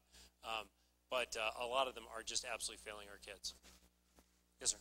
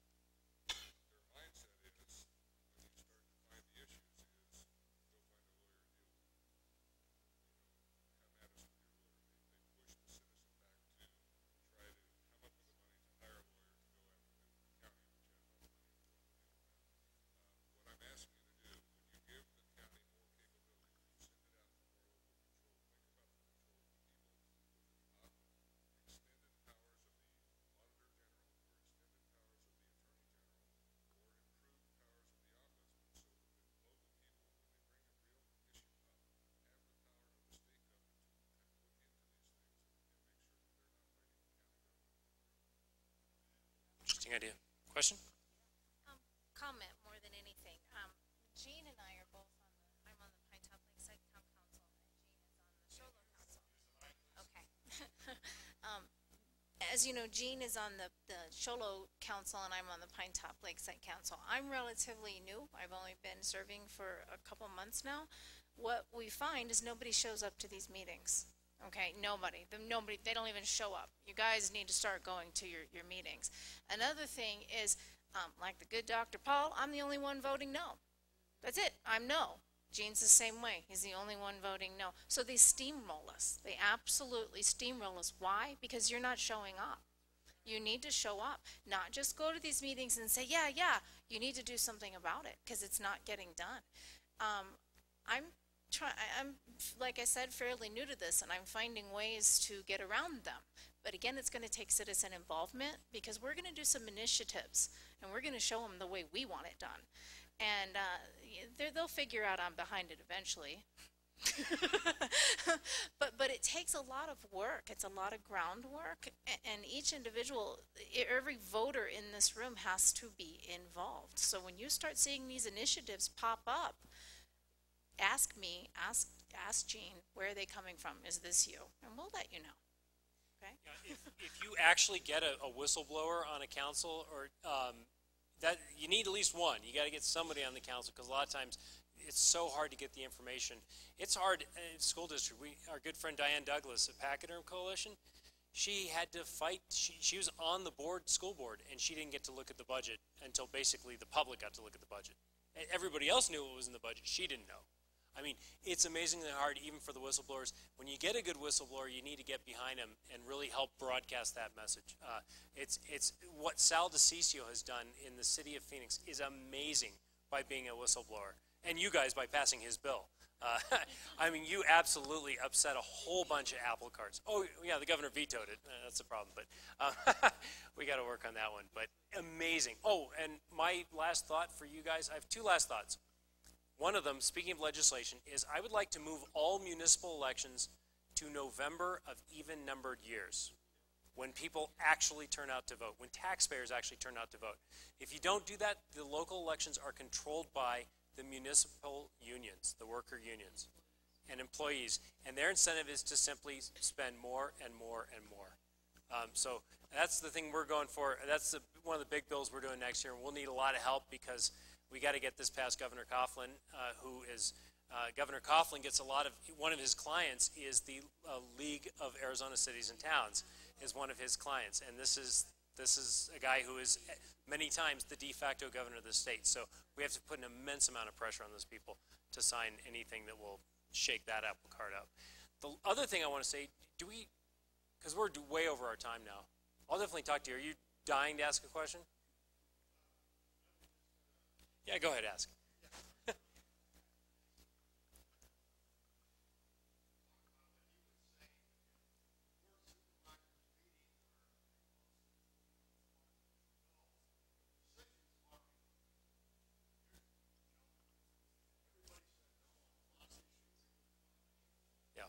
And Representative Barton made the point, we were talking about this last night, we need to fix the so-called open meetings law, because the open meetings law allows them to go into executive session and do a bunch of secret stuff. So, which is usually against your interests as well, because then you're not allowed to tell anybody what happened during executive session because of the open meetings law. I mean, it's Orwellian, it's completely screwed up. So we're going to try to fix that, I think, next year, but that'll be amazing. The last thing to do, the last word up there that I had up there was pray. There is so much of this stuff that is absolutely out of our control. Like there are 9 beating hearts on the Supreme Court right now. 5 of them are sort of conservative. If one of those hearts stops beating, we are in for a whole slew of bad decisions, unbelievably bad decisions, written by people like Elena Kagan, who has a very, very slippery notion of the truth, of what truth for her is power. That's what it is. She's totally postmodern, does not believe in truth. So when you get people like that taking over the decision-making at that level, one of the branches of the government, we're going to have huge disasters. There's nothing you and I can do about that except pray.